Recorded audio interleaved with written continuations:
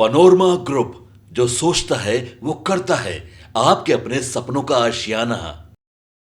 भारत अपनी विविधता के लिए जितना प्रसिद्ध है, उतना ही इसके अद्भुत इंजीनियरिंग चमत्कारों के लिए भी जाना जाता है। अब 6 जून 2025 को प्रधानमंत्री नरेंद्र मोदी द्वारा राष्ट्र को समर्पित किया गया चिनाब रेल ब्रिज दुनिया का सबसे ऊंचा रेलवे ब्रिज बन चुका है। ये सेतु जम्मू कश्मीर के चिनाब नदी पर 359 मीटर की ऊंचाई पर स्थित है। ये आईफिल टावर से तकरीबन 35 और कुतुब मीनार से लगभग 287 मीटर अधिक ऊंचा है। 1315 मीटर लंबा ये ब्रिज 272 किलोमीटर लंबे Udhampur Srinagar Baramulla railway link project का हिस्सा है और इसकी लागत 1486 करोड़ है। इसे 267 किलोमीटर प्रति घंटे की रफ्तार से चलने वाली हवा और रिक्टर स्केल पर 8 की तीव्रता वाले भूकंप को सहने के लिए तैयार किया गया है। ये न केवल कश्मीर घाटी को भारत के अन्य भागों से जोड़ता है, बल्कि सुरक्षा, रणनीति और पर्यटन तीनों दृष्टियों से अत्यंत महत्वपूर्ण है। दरअसल देश के विभिन्न हिस्सों में फैले पुल न केवल आवागमन को सुगम बनाते हैं, बल्कि वे भारतीय विज्ञान, तकनीक, वास्तुकला और धैर्य के प्रतीक हैं। इन पुलों की भव्यता और विशेषताएं ऐसी हैं जो देखने वालों को चमत्कृत कर देती हैं और देश की तरक्की की कहानी बयां करती है। तो चलिए ऐसे ही अद्वितीय और ऐतिहासिक महत्व रखने वाले भारत के 10 शानदार पुलों की यात्रा पर चले, जिनका निर्माण देश की प्रगति का एक गौरवपूर्ण अध्याय है। अब सबसे पहला है बांद्रा वर्ली सी लिंक। मुंबई की धड़कनों में से एक बांद्रा वर्ली सी लिंक एक भव्य इंजीनियरिंग चमत्कार है। 5.6 किलोमीटर लंबा ये 8 लेन का ब्रिज बांद्रा से वर्ली की यात्रा को मात्र 10 मिनट में समेट देता है। 1600 करोड़ रुपए से निर्मित इस पुल में इतनी स्टील केबल्स हैं कि यदि इन्हें जोड़ दिया जाए तो पृथ्वी की परिधि जितनी लंबाई बन जाए। 56,000 हाथियों के बराबर भार सह सकने वाले इस ब्रिज पर पैदल, दोपहिया और 3 पहिया वाहनों की अनुमति नहीं है। इसके निर्माण में भारत के अलावा दुनिया के 11 देशों ने अपनी विशेषज्ञता दी। इसका हर पिलर 128 मीटर ऊंचा है और इसके केबल्स तकरीबन 900 टन तक का भार उठा सकते हैं। अब दूसरा है पंबन ब्रिज। तमिलनाडु के रामेश्वरम को मुख्य भूमि से जोड़ने वाला ये ब्रिज भारतीय रेलवे का एक अनमोल रत्न है। ये भारत का पहला वर्टिकल लिफ्ट ब्रिज है जिसकी लंबाई 6,790 फीट है। ये 2.8 किलोमीटर लंबा है और इसके 100 मेहराब समुद्र की लहरों पर टिके हैं। 72.5 मीटर का उसका सेंटर लिफ्ट भाग समुद्री जहाजों को रास्ता देने के लिए ऊंचा किया जा सकता है। और खास बात यह है कि ये प्रक्रिया अब सिर्फ 5 मिनट में बिना किसी मानवीय हस्तक्षेप के पूरी हो सकती है। अब तीसरा है double decker root bridge. Meghalaya के उमशियांग घाटियों में स्थित double decker root bridge engineering नहीं, बल्कि प्रकृति और मानव के सामंजस्य की जीती जागती मिसाल है।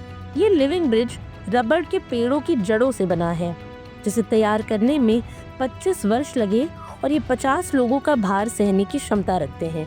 ये 180 साल पुरानी खासी जनजाति की परंपरा का हिस्सा है, जिसमें सुपारी के तनों के सहारे पेड़ों की जड़ों को एक किनारे से दूसरे किनारे तक उगाया जाता है। ये ब्रिज न केवल हरे भरे स्थायित्व के प्रतीक हैं, बल्कि मेघालय की आत्मा को भी स्वर देते हैं।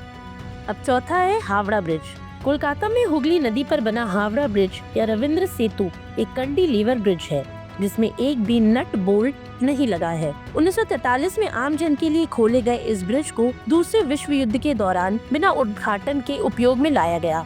705 मीटर लंबा और 82 मीटर ऊंचा ये ब्रिज देश की आर्थिक, सांस्कृतिक और ऐतिहासिक धरोहर है।